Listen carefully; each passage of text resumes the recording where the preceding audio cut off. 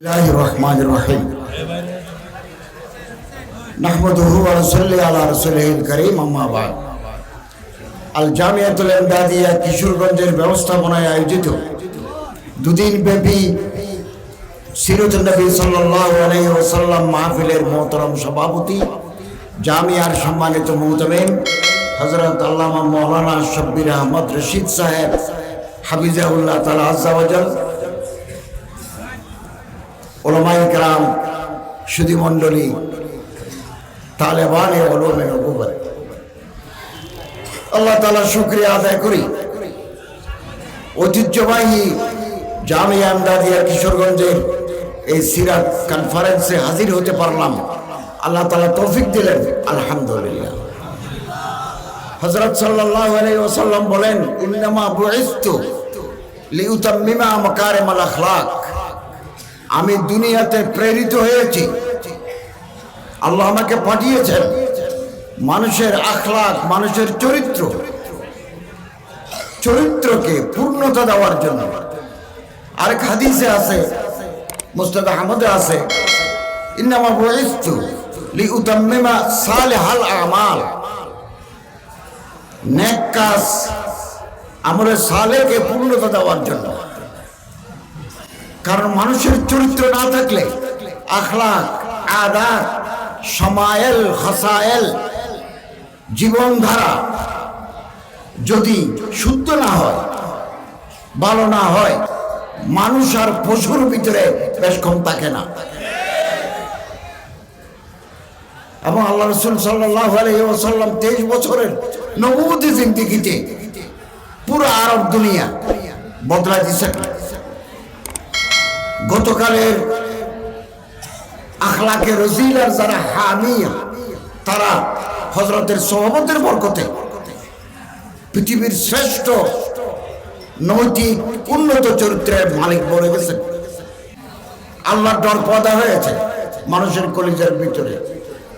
এখন মানুষের অন্তরে আল্লাহর ডর নাই, তাকওয়া নাই, খশিয়াত ইলাহি নাই, খৌফে খোদা নাই। এত ওয়াজ, এত নসিহত, 6 লক্ষ মসজিদ আছে, মাসে 4 বার করে আরবি খুতবার আগে ওয়াজ নসিহত করেন উলামায়ে কেরাম। এত মাসাজিদ, এত মাদারিস, এত আইম্মা, এত ফুদালা, নকাবা, উরাফা, জুলামা, এত নসিহত। আমাদের চরিত্র ভালো হচ্ছে না, আলহামদুলিল্লাহ। এখনো যতটুকু আমাদের দেশে আছে সেটা আলেম ওলামাদের খেদমতের বরকত। সরে দেশ ভর্তি, বড় বড় মাহফিল আসতে গেলে প্রথমে মোবাইল হেফাজত, তারপরে জুতা হেফাজত। পৃথিবীর কোন দেশে নাই, মসজিদে জুতার বাক্স নাই, সিঙ্গাপুরে নাই, থাইল্যান্ডের মসজিদে নাই, মালয়েশিয়া নাই, ইন্দোনেশিয়া নাই। মুসল্লি চুরি করে না, চোর মুসল্লির বেশ ধরে চুরি করতে আসে। আসুন ভালো হয়ে যায়, নবীর তরিকা ধরি, হক্কানে রব্বানি মূল ধারার যারা আলেম ওলামা, তাদের নকশ কদম মতে চলি। যারা শেষদাতে কাঁদে, আহ সেহেরগাহি, শেষদাতে যারা কাঁদে, কতরাতুদ দুমুইন মিন খাশিয়াতিল্লাহ, আল্লাহর ডরে যাদের চোখ থেকে পানি পড়ে, এই সমস্ত মানুষের হাতে হাত রেখে তওবা করে নি, ভালো হয়ে যায়।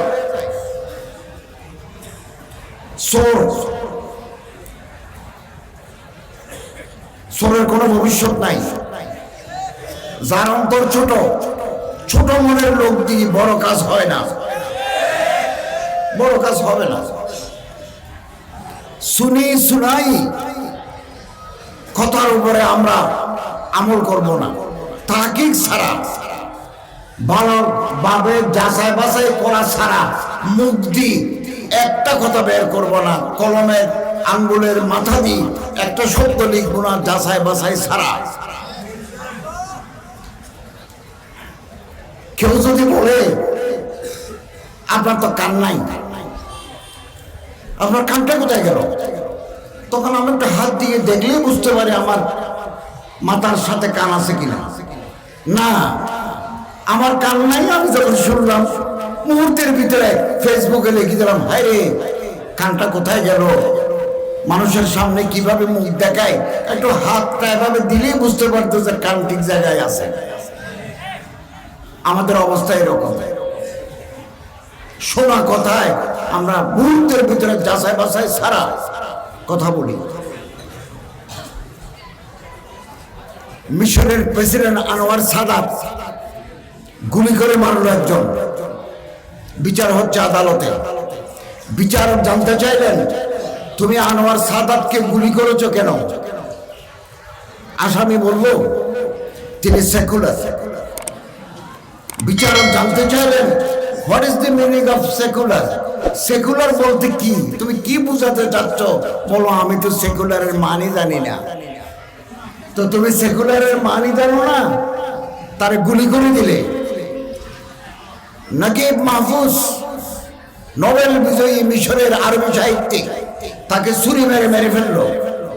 আসামি ধরা পড়লো। আদালতে বিচারক জানতে চাইলেন, তুমি ছুরি মারলে কেন?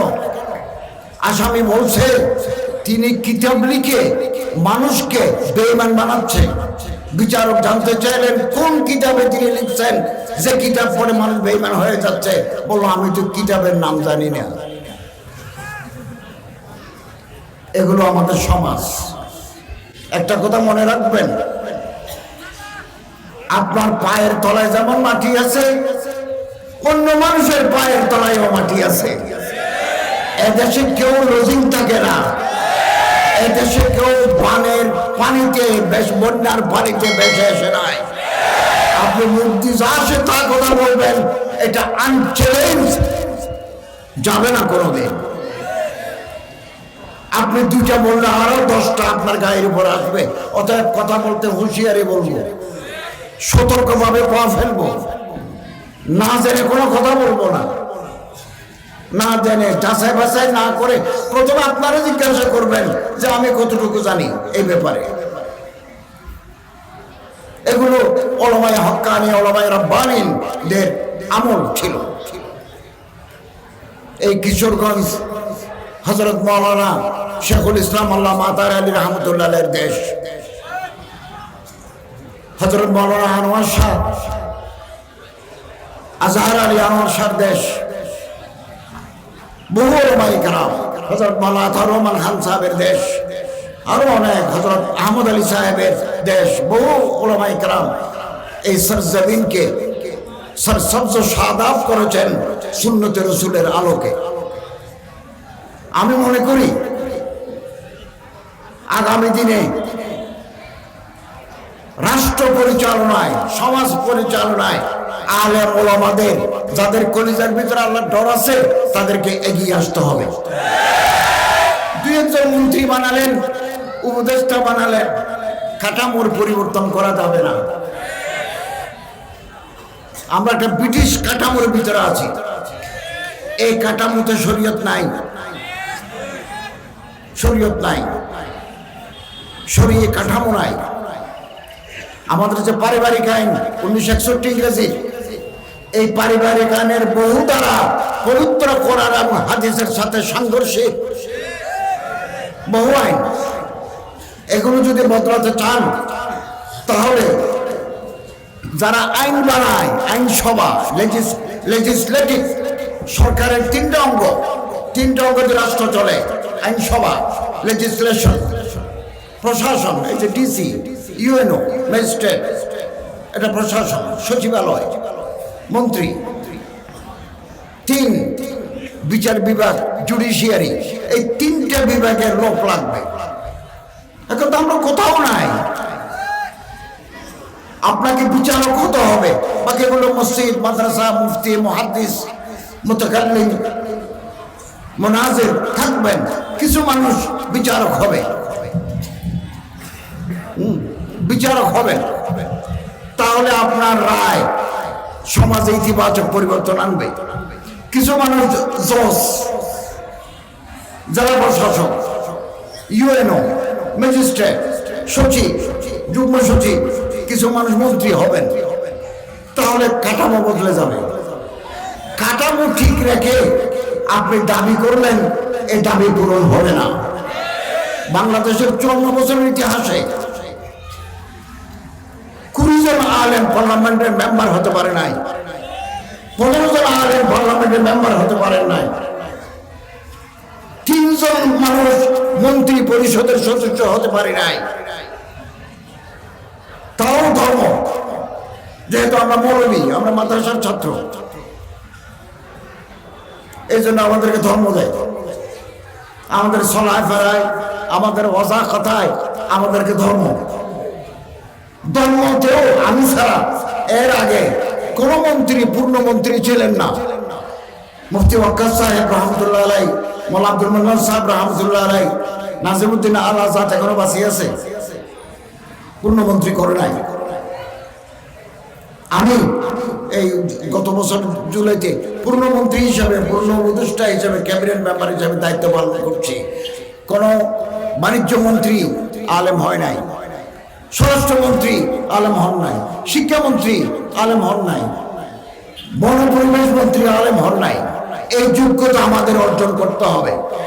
কেবল গরম গরম বক্তৃতা করলে হবে না, পরিকল্পনা লাগবে। মনসুবা বন্দি জরুরি হ্যাঁ।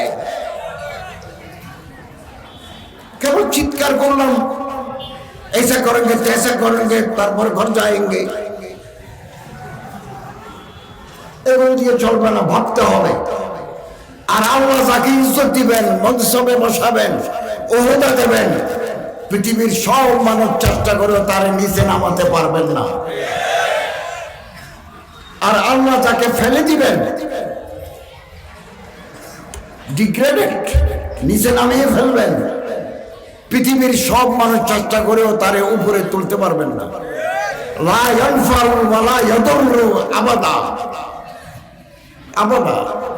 আমরা যে মন্ত্রণালয় চালাই, 16 মাস চালিয়েছি, 2 মাস পরে নির্বাচন হবে। যারাই এদেশের মানুষ যাদেরকে নির্বাচিত করবেন, আমরা তাদের হাতে ক্ষমতা দিয়ে চলে যাব। এবং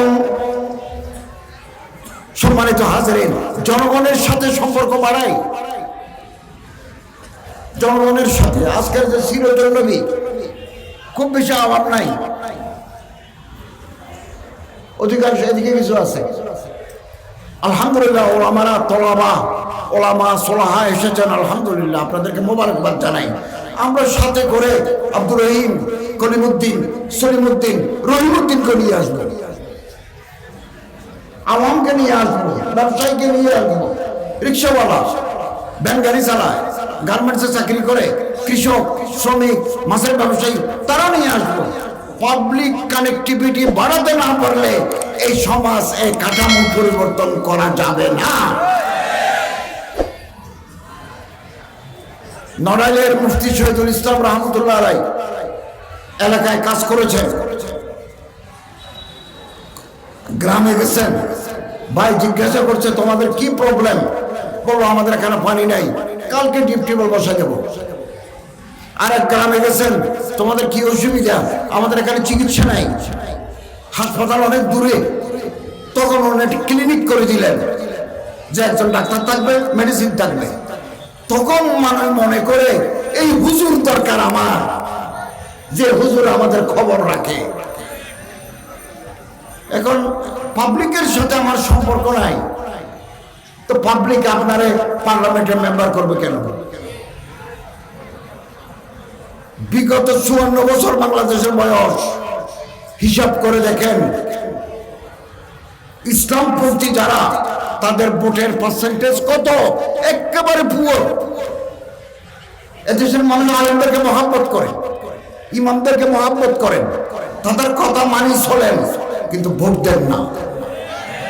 ভোট দাঁড়ালে উনি পান 2500, আর যিনি নির্বাচিত হয়েছেন উনি পান 63,000। পাবলিক কানেক্টিভিটি নাই, জনসম্পৃক্ততা নাই। এটা বাড়াতে হবে। আর কতদিন দাবি জানাবেন এইটা করো, নইলে গদি ছাড়ো, এটা কতদিন বলবে না? নিজেরা ক্ষমতার মালিক হন, রাষ্ট্রীয় ক্ষমতা, সামাজিক ক্ষমতা, মেম্বার, চেয়ারম্যান, মেয়র হন, জেলা পরিষদ, উপজেলা পরিষদের চেয়ারম্যান হন, পার্লামেন্টের মেম্বার হন, স্পিকার হন, মন্ত্রী হন, প্রেসিডেন্ট হন, সমাজ বদলে যাবে, রাষ্ট্র বদলে যাবে এবং কিচ্ছু লাগবে না, কেবল পরিশ্রম করে যাব। আল্লাহ তাআলা আপনারা দান করবেন, লাইয়াস্তাখলিফান্নাহুম, জরুর বিজরুর अल्लाह आपको खिलाफत अता फरमाएंगे। एक बार नाम ताकीद, আরেকবার নুনে তাকিদ, লা ইস্তাখলিফান্না দিবেন, এটা আল্লাহর ওয়াদা। আমাদের কাজ করে যেতে হবে। পাকিস্তানের মুফতি মাহমুদ সাহেব রহমতুল্লাহ আলাইহি উজবেকিস্তানে অনেক আসন প্রতি বছর তিনি পান জনগণের সাথে সম্পৃক্ততার কারণে। আসুন নিজের দোষ নিজে দেখি, পরের দোষ দেখবো না। আল্লামা মুজাদ্দিদ আল-ফিসানি আহমদ সিরহিন্দি রহমতুল্লাহ আলাইহি মুকতুবাত কিতাবে লিখেছেন, দিদে কুসুর, আল্লাহ তাআলা কোন মানুষকে যদি দয়া করতে চান নিজের দোষ নিজে দেখেন, তৌফিক দেন। আমার দোষ আমি দেখব, আমি পরের দোষ দেখবো না। গুতা মারা সহজ, বুকে বুক লাগানো কঠিন।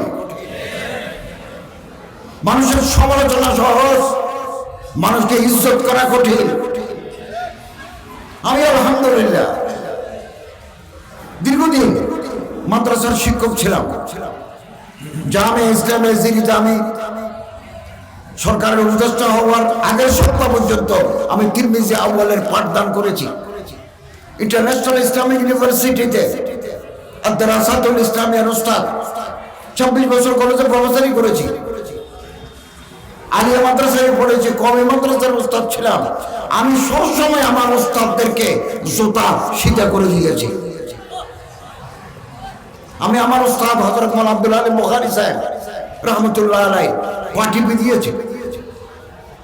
তখন আমি কলেজের প্রফেসর, গভর্নিং বডির মেম্বার, কিন্তু হযরত আমার উস্তাদ খেদমত উস্তাদ বায়াত হামসামা খানি মাদাম লমজরা তাকি কা খানি তাশফি মর্দে কামাল। উস্তাদের খেদমত ছাড়া কেউ উপরে উঠতে পারবে না।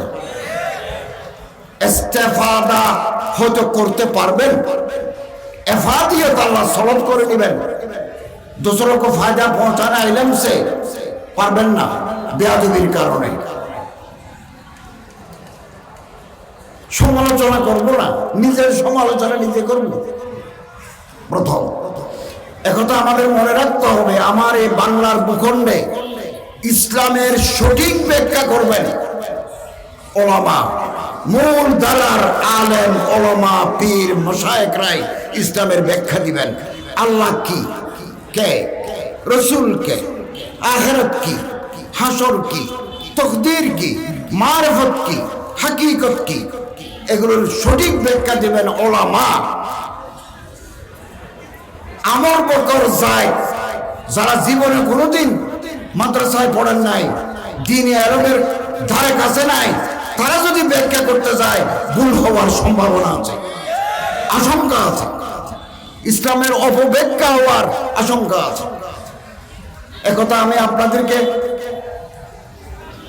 দায়িত্বের সাথে বোঝাতে চাই। বাংলার এই ভূখণ্ডে ইসলামের বিরুদ্ধে কেউ অপব্যাখ্যা করবে, অবমাননা করবে, বাংলাদেশ সরকার তাকে ধরে আইনের আওতায় আনার জন্য অঙ্গীকারাবদ্ধ।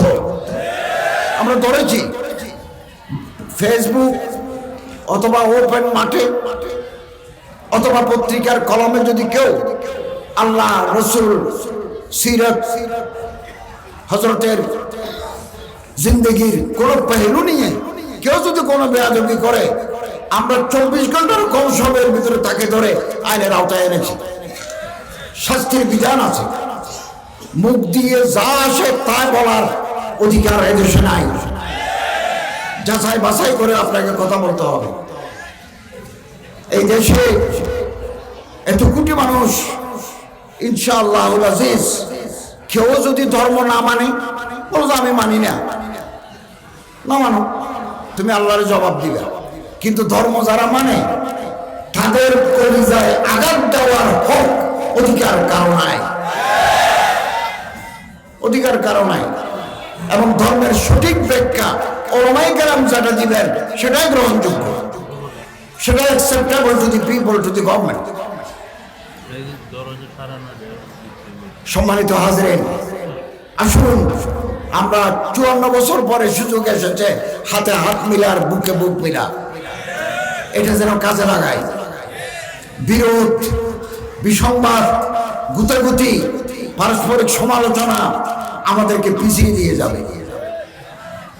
এক হো মুসলিম हरम के पास वाली के लिए नाइल की साहिल से लेकर ताबहा के काशगर, মিশরের নীল নদী থেকে চীনের কাশগর পর্যন্ত বৃহত্তর জনগোষ্ঠীর মুসলমানরা যদি ঐক্যবদ্ধ হয়ে যায়, কালকে আগামীকাল যে সূর্য উঠবে এটা নতুন সূর্য। দুনিয়া উম্মিদ পর কায়েম হ্যায়। আমরা আশার উপরে বাঁচে আছি, আশা না থাকলে মানুষ বাঁচে না। আমরা স্বপ্ন দেখব, স্বপ্ন দেখব, স্বপ্ন মানুষ দেখে ঘুমের ঘুরে। আমরা স্বপ্ন দেখব যে স্বপ্ন আমাকে ঘুমাতে দেয় না, এরকম স্বপ্ন দেখব। আমি সবসময় বলি, জামিয়া এমদাদিয়া কিশোরগঞ্জ থেকে ফারেক হলেন, এরপরে জগৎ আছে, দেওবন্দ আছে, সাহারানপুর আছে, দারুল উলুম করাচি আছে, জামিয়া আশরাফুল লাহোর আছে। আমি দিন জামিয়া আশরাফুল লাহোরে গেছি, ওখানে বক্তৃতা করছি। ওনারা আমার হাদিসের সনদ দিয়েছেন, আলহামদুলিল্লাহ। আমার হাদিসের সনদ অত্যন্ত মুস্তাহকাম পায়দা, আলহামদুলিল্লাহ। আমি আমার একজন উস্তাদ মাঝখানে মোল্লা ইসমাইল আরাকানি, এরপর তিরমিজির হযরত শেখুল ইসলাম আল্লামা হোসেন আহমদ মাদানী, মাঝখানে একজন। আমি মাঝখানে দুজন, শেখুল আল্লামা মাহমুদুল হাসান। আমি আমার উস্তাদ, এরপরে শেখ আব্দুল ফত্তাহ আবু হুদ্দা। আমি আমার উস্তাদ হযরত কারি তৈয়ব সাহেব রহমতুল্লাহ আলাইহি। আমি আমার উস্তাদ হযরত আব্দুল্লাহ দরখাস্তে জমাত উলামা ইসলাম হাজারবি পাকিস্তান। আমি আমার উস্তাদ হযরত আশিক আলী বুলন্দশহরী। গুতা দিবেন না, গুতা দিবেন না, জাতির ক্ষতি হবে। আল্লাহ তাআলা আমাদের সবাইকে ঐক্যবদ্ধ থাকার তৌফিক আল্লাহ তাআলা আমাদের তৌফিক দান করুন, আমিন।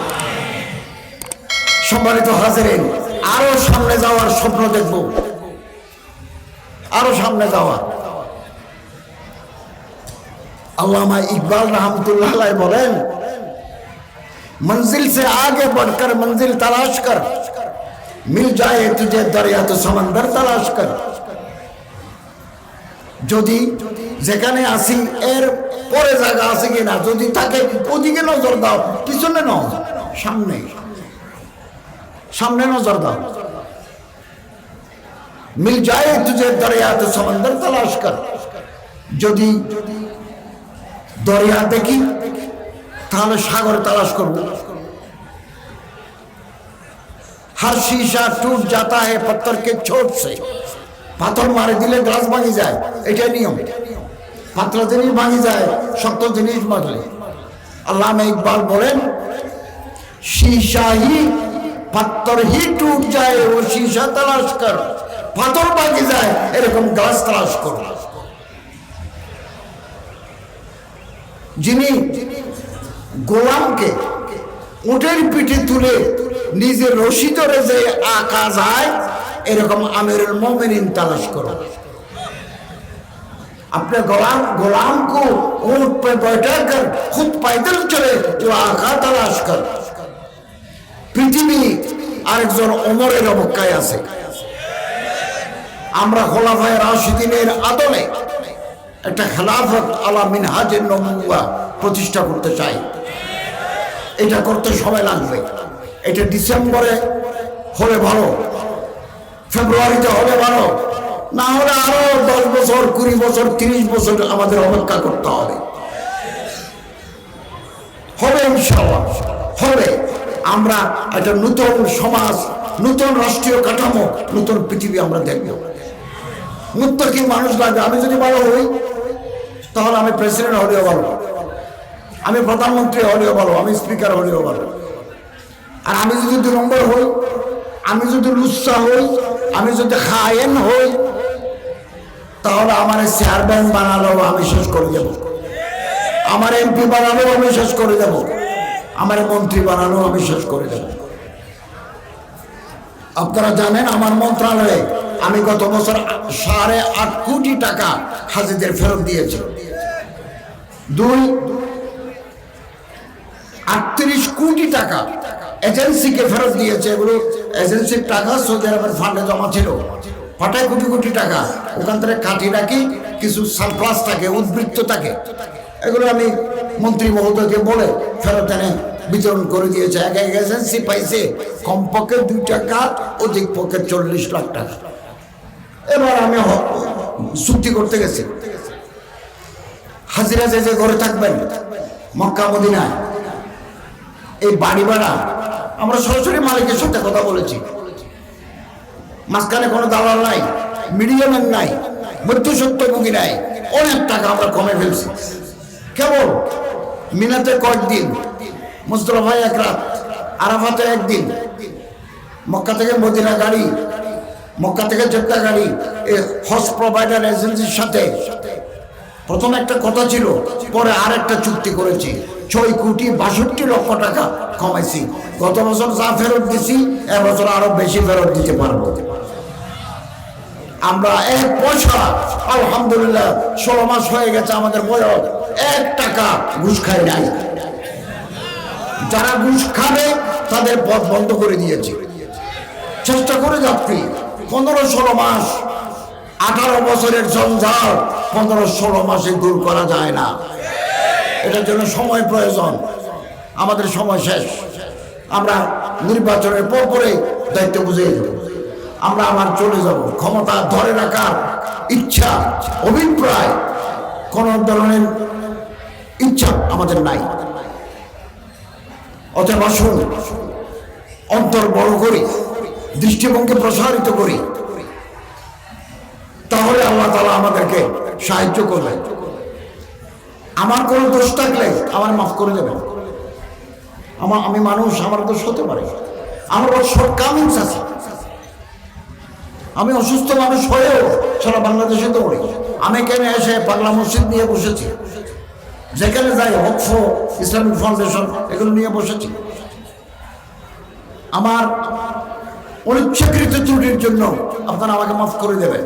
আর আপনারা যদি মনে করেন আমার পরামর্শ দেওয়া প্রয়োজন, তাহলে আমার লিখিতভাবে, মৌখিকভাবে আমার 6 জন সেক্রেটারি আছে। 6 জন সেক্রেটারির মাধ্যমে আমার আপনারা ইসলাহ করতে পারেন। কিন্তু ফেসবুকে প্রকাশ্য বক্তৃতায় যদি এগুলো বলেন, এগুলো ইসলাহ হয় না, এগুলো হয় গীবত,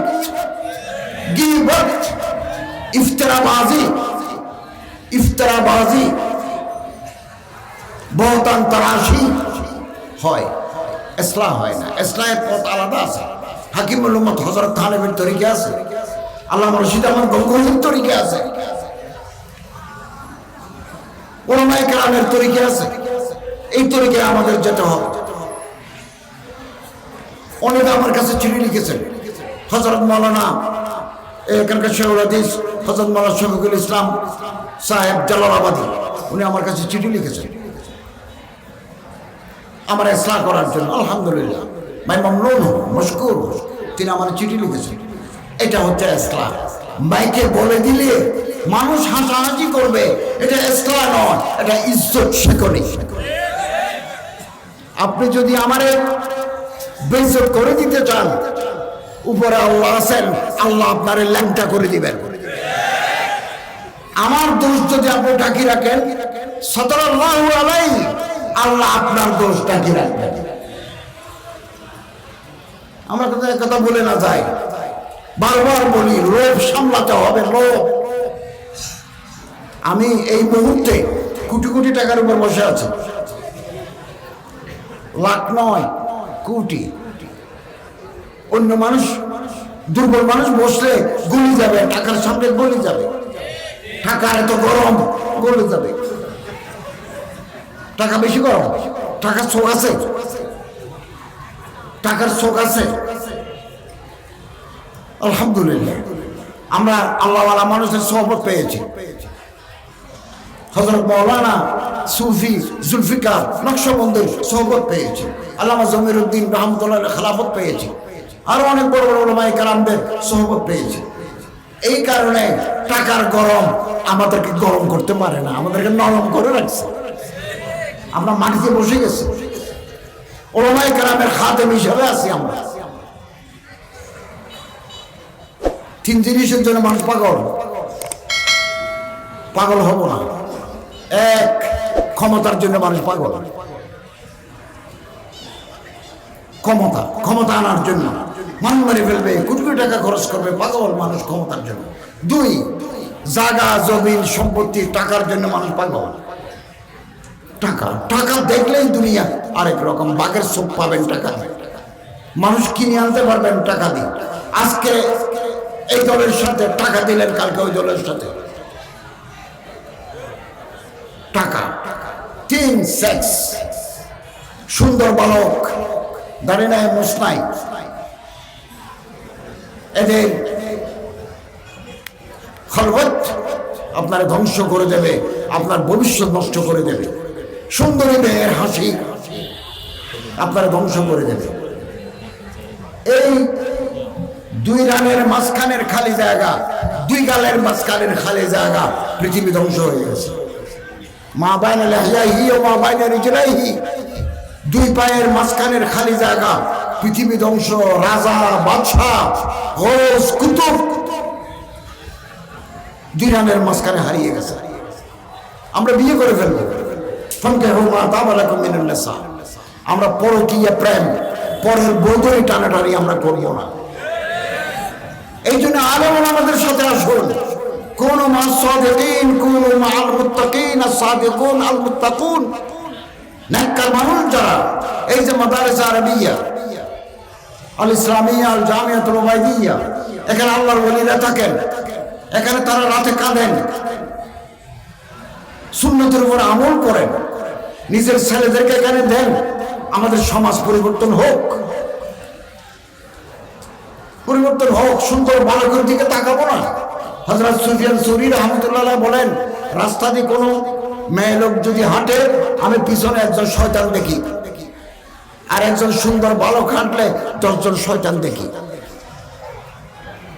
আল্লাহ যদি কোনো মানুষকে বেইজ্জত করে দিতে চান, সুন্দর বালক লাগাই দেন। একথা যেন আমরা ভুলে না যাই। কোন সফরে যাওয়ার সময় দাড়িওয়ালা লোক নেবেন, বেরেশ নেবেন না। হযরত আহমদ ইবনে হাম্বল রাহমাতুল্লাহর ইরশাদ। আল্লাহ তাআলা আমাদের তৌফিক দান করুন, আমিন। এটা দোয়া শিখাই। দারুল দেওবন্দের বর্তমান শেখুল হাদিস হযরত মাওলানা আমিন পালনপুরি সাহেব জিদ মালিক, মোল্লা ওমর সাহেব সন্দীপের মাধ্যমে আমার কাছে একটা দোয়া পাঠাইছেন, আমার যেন আল্লাহ হেফাজত করেন, কাজ করার সুযোগ দেন, আসমানি মাসায়েব জমিনি আফাত থেকে আমার যেন রক্ষা করেন। এটা আপনাদের শিখাই। 5 ওয়াক্ত নামাজের পরে 3 বার করি, মুখে মুখে বলুন, ইয়া মুহাইমিনু জাল্লা জালালুহু, ইয়া সালাম জাল্লা জালালুহু। 3 বার করে পড়বেন। আসমানের মুসিবত আসমানে চলে যাবে, জমিনের আফাত জমিনে তাফান হয়ে যাবে। আল্লাহ তাআলা আমাদের তৌফিক এনায়েত করুন, আমিন। ওয়া আখিরু দাওয়ানা আলহামদুলিল্লাহি রাব্বিল আলামিন।